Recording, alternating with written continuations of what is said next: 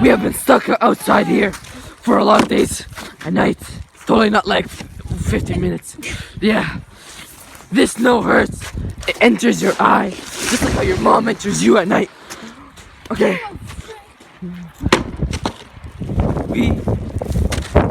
Wow. We can't do this. We need food. We need food. We're dying. The snow is hurting our eyes. We need to put on helmets. Helmets. Literally helmets to do this. Put on your helmet. Okay. My voice has changed. Okay. I am a new man. I have mastered the hard freaking nature for me. Humans are went against freaking dogs, elephants, your mom's pee-pee. Okay.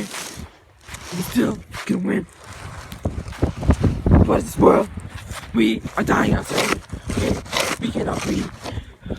Snow is going under our eye. We can't look. There's a freaking dog right there. What the? I got hit. Verda.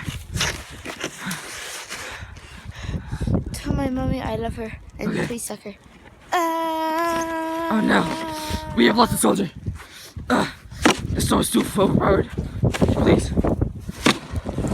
Trap. Oh, don't trap. It's. Yeah.